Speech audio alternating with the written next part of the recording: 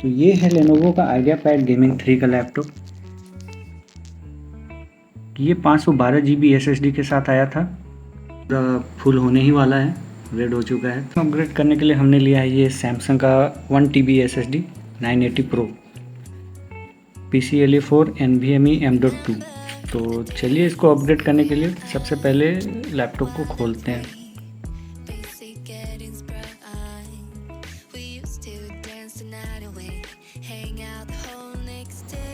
तो लैपटॉप खोलने के लिए अभी हम अपना टूल्स का इस्तेमाल करेंगे इसका।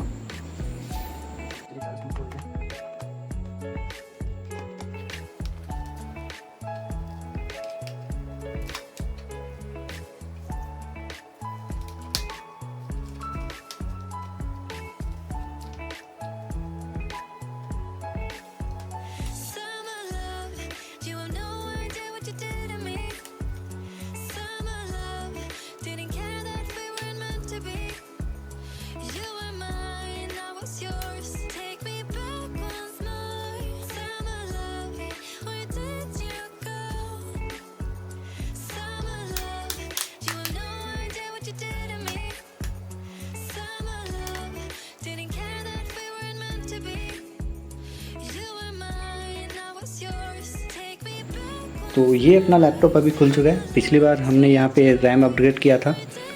सबसे पहले बैटरी निकाल देंगे सेफ्टी के लिए, ताकि कोई शॉर्ट सर्किट ना हो। इसे निकालने के लिए थोड़े थोड़े धीरे धीरे करके ऐसे खींचेंगे, ये निकल जाएगा। तो ये बैटरी निकल चुका है। अभी हम इसका रैम अपग्रेड कर चुके हैं। अभी हम इसका SSD अपग्रेड करेंगे। SSD के लिए हमने लिया था ये सैमसंग का 980 Pro। तो चलिए इसे खोलते हैं। इसको लगाने के लिए सबसे पहले हम लोगों को कुछ थोड़ा सा और सेटअप करने के लिए ये मटेरियल हम लोगों को मिला था लैपटॉप के साथ। इसे हम खोलेंगे। खोलने के बाद हम लोगों को ये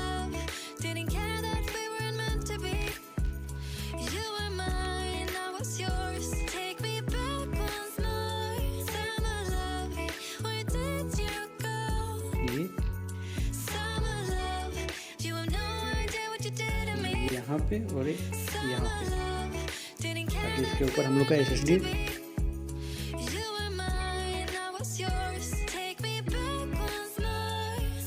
चला गया।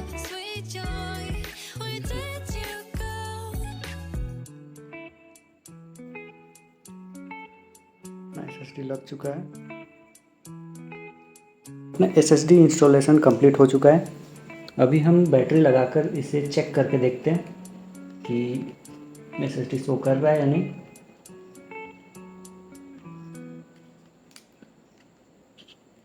बैटरी ऐसे लगा देते हैं हम लोग।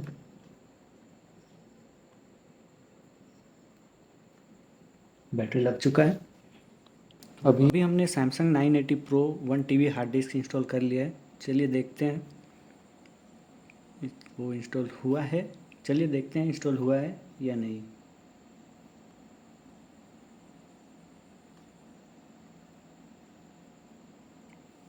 तो ये रहा अपना पुराना वाला 1 तो ये अपना प्री इंस्टॉल्ड 500 GB का हार्ड डिस्क है और 1 TB का हार्ड डिस्क यहाँ पे शो नहीं कर रहा है। तो इसके लिए हम क्या करेंगे, हम प्रेस करेंगे विंडो और R। विंडोज़ R प्रेस करने के बाद हम यहाँ पे लिखेंगे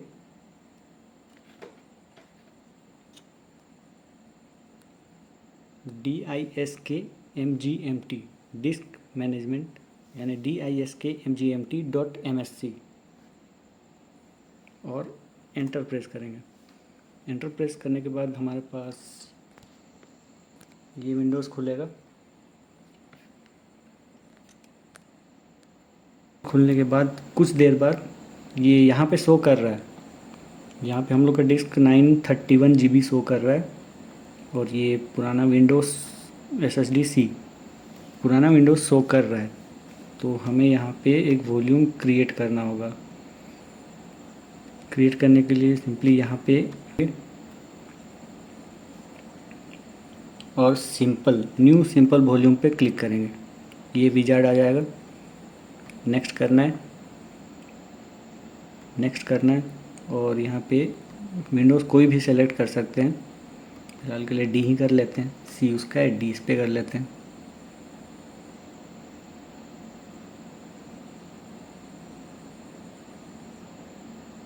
फिर नेक्स्ट करेंगे। यहाँ पे फॉर्मेट के लिए आ रहा है, फॉर्मेट आप एन टी एफ एस या फिर एक्स फैट में कर सकते हैं। तो एन टी एफ एस में करते हैं, एक्स फैट एक्सटर्नल ड्राइव के लिए सही रहता है और N T F S internal drive के लिए सही रहता है। ये हमारा इंटरनल ड्राइव है तो हम N T F S show करेंगे। यूनिट साइज डिफ़ॉल्ट छोड़ दीजिए, वो फुल ले लेगा। नेक्स्ट पे क्लिक करेंगे, फिनिश पे क्लिक करेंगे।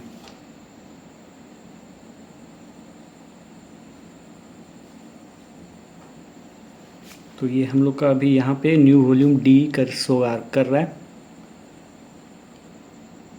ये देखिए न्यू वॉल्यूम डी शो कर रहा है यहाँ पे। अब हम चेक करते हैं, तो ये देखिए न्यू वॉल्यूम डी हम लोग का आ चुका है। एम्प्टी है क्योंकि अभी अभी इंस्टॉल किया है। तो ये 931 GB अभी शो कर रहा है। चलिए इस